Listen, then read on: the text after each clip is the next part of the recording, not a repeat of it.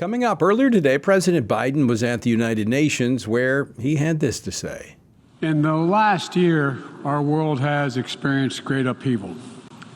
A growing crisis in food insecurity, record heat, floods and droughts, COVID-19, inflation, and a brutal, needless war. Secretary General of the United Nations, Antonio Guterres, started the 77th session of the General Assembly yesterday with a similar tone of doom. Let's have no illusions. We are in rough seas. A winter of global discontent is on the horizon. A cost of living crisis is raging. Trust is crumbling. Inequalities are exploding. And our planet is burning. And guess what the remedy is? Can you guess? What is the course to overcome these insurmountable challenges? Well, of course, it's to give government more money and power. Well, adding to the uncertainty here at home, the chairman of the Federal Reserve made this announcement earlier this afternoon. Today, the FOMC raised its policy interest rate by 0.75 percentage point, and we anticipate that ongoing increases will be appropriate. Well, that announcement has many economists saying the risk of recession is growing just as fast as inflation. We'll discuss this and more with South Carolina Senator Lindsey Graham. We'll also get the details on a measure he introduced this week that would stop abortions nationwide here in America at the point that a baby feels pain. He says this is not the end of the debate, but simply the beginning in post-Dobbs America. And speaking of protecting life, remember this rant against crisis pregnancy centers by Senator Elizabeth Warren? We need to shut them down here in Massachusetts, and we need to shut them down all around the country. You should not be able to torture a pregnant person like that. Torture a pregnant person? Well, first, it's a pregnant woman. And giving her prenatal care, giving her a true choice, and then walking alongside her during pregnancy, that's torture? Well, no doubt, inspired by Warren and the left, there have been over 70 attacks. All right, did you hear me? 70 attacks on care pregnancy centers and other pro-life groups since May. Now, pro-life leaders in the House of Representatives have introduced legislation to protect these critically important ministries from the violence of the left. We'll talk with one of the bill's sponsors, Congressman Buddy Carter of Georgia, a little later here on Washington Watch. And military analysts are interpreting Russia President Vladimir Putin's latest moves as he announced he is drafting nearly 300,000 reservists and setting up referendums in 4 occupied regions of eastern Ukraine. Now, the question is, could this be a pretext to justify greater military escalation? We're going to talk about that later with General Jerry Boykin. We're also going to discuss a new book that he has out today, Strong and Courageous. You won't want to miss that conversation coming up later on this edition of Washington Watch. The website, TonyPerkins.com, lots of resources there for you and contact information for our guest. The word for today comes from Ecclesiastes chapter 8, verse 12. Though a sinner does evil 100 times and his days are prolonged, yet I surely know that it will be well with those who fear God, who fear before him. You know, in this growing age of lawlessness and injustice, good people might be tempted to become discouraged and throw in the proverbial towel or to throw off restraint and join the crowd. You know what? We cannot do either one. As Solomon wisely wrote in Proverbs chapter 28, verse 4, he said this, "Those who forsake the law praise the wicked, but such as keep the law contend with them." We contend with lawlessness and unjustness by pursuing justice and upholding righteousness. How do we do that in the midst of a culture that is not only indifferent to truth, but hostile toward it? Well, by having an eternal perspective, knowing that it will be well for those who fear or reverence God by obeying him. To join us in this journey through the Bible, go to TonyPerkins.com. President Biden addressed the United Nations General Assembly this morning, touching on a host of global matters, including Iran's nuclear capability, saying the U.S. will not allow Iran to acquire a nuclear weapon. He spoke on the war in Ukraine, saying he worked to avert it. And he could not speak without touching on one of the Biden administration's top policy priorities, promoting abortion. The future will be won by those countries that unleash the full potential of their populations, where women and girls can exercise equal rights, including basic reproductive rights, and contribute fully to building a stronger economies and more resilient societies. So in his mind, having abortion builds a stronger economy. Joining me now by phone from Capitol Hill to discuss this and more is South Carolina Senator Lindsey Graham. He's the ranking member on the Senate Budget Committee and serves on the Senate Judiciary Committee. Senator Graham, welcome back to Washington Watch. Well, thank you. If Washington ever needed to be watched, it's right now. Well, you're watching, so give me your reaction to the president's speech today to the United Nations. Well, so let's just break it down. I'm glad he rallied the world to stand up on behalf of the Ukraine, to stand up to Putin, because if we don't stop him there, according to his own words, Putin, he wants to rewrite the map of Europe. That was good. What he doesn't understand is if he does a Iran nuclear deal where the Iranian Ayatollah, who's a religious Nazi, will get $100 billion a year in new revenue over a 10-year period, that's a disaster for the state of Israel and our Sunni Arab allies. The president doesn't understand that the Ayatollah of Iran has as his goal to purify Islam, to get Sunni Islam to bend to his knee as a Shiite, to destroy the state of Israel, and to make Shia Islam the religion of the world. People didn't understand what Hitler wanted to do. I understand what the Ayatollah wants to do, and you would be a fool to give that regime $100 billion of new money a year to share with Hezbollah, a terrorist organization in Lebanon and other areas, and Hamas, a terrorist organization vowed to destroy Israel and Gaza. So I think President Biden is naive when it comes to terrorism. He withdrew from Afghanistan. After 20 years of fighting, the Taliban are back in charge. If you care about women, Mr. President, why did you turn the women of Afghanistan back over to the Taliban, who will treat them like chattel? As to the unborn, here's what I am saying without any apology. The Republican Party has traditionally been the party of the unborn. To those who suggest that after Roe v. Wade's repeal, there is no voice for the unborn in Washington, that we're going to turn the nation's capital over to the pro-abortion crowd, I will never agree to that. So I am calling on you and your listeners to rally the troops for the unborn in Washington to say that post-Roe v. Wade, we will allow states to set their own course up to a point, but at 15 weeks, in line with Europe, we're going to draw a line and save babies from a painful death, because at 15 weeks they can feel pain. Right. So what did I think about his speech? I think it was naive given the threats we face. And if you do the Iran nuclear deal to give the Ayatollah this much money, he will share it with terrorist groups, and that will be a bad day for our friends in Israel.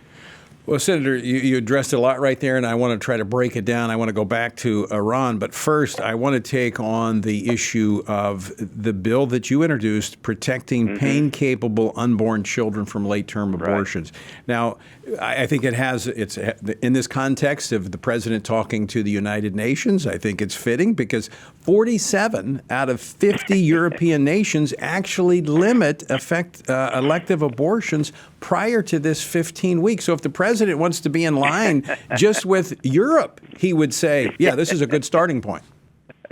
Well, if you talk about protecting women, I would assume that's young girls too, right? Little baby girls. So the pro-life movement is not about geography. It's about the rights of the unborn. It's not about an election cycle. It's all the time, everywhere, right? So we should be advocating for the unborn all the time, everywhere, within reason. So what I've chosen is to pick a standard consistent with the civilized world, and trying to get Republicans to talk about the Democratic position on abortion. Right. The Democratic position is abortion on demand up to the moment of birth, like China and North Korea. There are 7 nations of the world in that category, and I do not want any part of America to have Chinese abortion practices. I want to draw a line in Washington to protect unborn babies from an excruciating death. Right. And I need our Republican colleagues to rally to the cause. There's nothing wrong with being pro-life, even in an election year. You and I have talked about this, Senator. I am pro-life from the moment of conception forward. That's been my position since I was elected to office, and post-election it hasn't changed. But I also understand that we have to build consensus, and we have to reach that point of national consensus. It's changed post-Roe, now that we're in this era of Dobbs, after the Dobbs decision. 72% of Americans agree we should limit abortion after 15 weeks. So this is not the end point, but the starting point, as I see it. It certainly is for me. I support your bill, but it's not the end of the conversation. I want to continue moving. That's one of the reasons I was one of the first authors of an Abortion Clinic Regulation Act back in the late 90s, and people didn't think we should do that. But we've got to take steps to get where we need to go and build consensus. So I agree with your actions. I just want to make sure people realize this is not the end of the conversation. Well, what I want, the reason I'm on your show is because your audience is really committed to the unborn, and my bill does not stop South Carolina or Oklahoma from doing more restrictive laws on abortion. It allows states to do what they would choose to do, but at 15 weeks, we want to draw a line for America. Okay, contrast that with the bill that the Democrats have passed through the House. Thank you. The bill the Democratic Party passed through the House allows abortion on demand as national law. It would set aside every pro-life law in the country in all 50 states and replace it with a national standard that would allow abortion on demand up to the moment of birth without restriction, making America like China and North Korea. So we're talking that about is like their position. We're talking about like parental notification, ultrasound laws, Everything. those types. So why is the media not making? Why is the media not talking about how radical Democrats are, where they won't even agree to a line? I mean, is it a day before birth? Is it a day after birth? They won't agree to that. You can go to the delivery. I mean, you'd be going to the delivery. I don't mean to make light of this, but you know why the national media is not talking about it, because they're pro-abortion. They're cheering on. I mean, I got the crap beat out of me by the national media for introducing a national minimum standard of 15 weeks, 1 week more liberal than the French, with exceptions for rape, incest, life of the mother. Why? Because they don't want me to expose the Democratic Party's position on abortion, because if most Americans understood what they're trying to do nationally, it would hurt them. Everybody thinks abortion is a great issue for the Democrats, not if you know what they want to do. They want to make a law for the land, the national standard abortion on demand up to the moment of birth with no restrictions. And making every American pay for it. Taxpayer funded. Thank you. It's been a long day.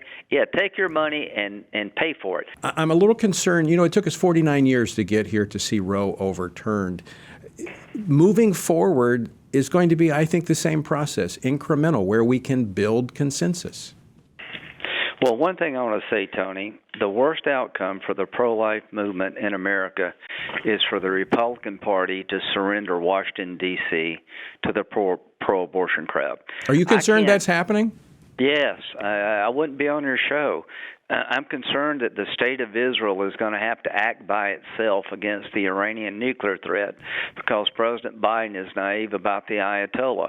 I'm concerned that if we don't watch it, we're going to lose our focus on Ukraine and stop Putin in Ukraine before he rewrites the map of Europe. I'm concerned that Taiwan will fall if we let Ukraine fall. I'm concerned that radical Islam will come through our broken border in the south and kill a bunch of us. But I'm also concerned about our nation as a whole and the pro-life movement. We won a great victory by overturning Roe. It would be a shame to waste that victory. So every state out there, you can do what you would like on abortion. You can go below 15 weeks. South Carolina will, Oklahoma will. A bunch of cases, states will be more pro-life than others. Right. But what I'm trying to do is to tell the country this is not transportation policy. States' rights have to give away to human rights. I do not want to sit on the sideline as a nation and allow a baby to be aborted at 36 weeks in California and Oregon and Maryland without pushing back. I want votes in the nation's capital to have a minimum national standard to protect babies who feel pain. And again, I want to contrast this with what the pro-abortion left is doing. They don't want the states to have a choice. They want a uniform pro-abortion policy from the moment of conception until birth, and some actually, like in California, advocating post-birth. I mean, it's insane, but there's no end to where we might end up if we disrespect the sanctity of human life. I need your help, Tony. I need your voice. I need the people calling their senators saying, draw a line in the sand in Washington, protect babies from an excruciating death that can feel pain. Do not let California and Oregon and those kind of states have Chinese abortion policy. Let's draw a line. Let's be like the civilized world, not like China and North Korea. We'll do just that. You heard the senator, and I'm going to give out the Senate switchboard number here in just a moment. Senator, you're on the ranking member on the Budget Committee. The Federal Reserve today announcing a 0.75% raise in interest rates.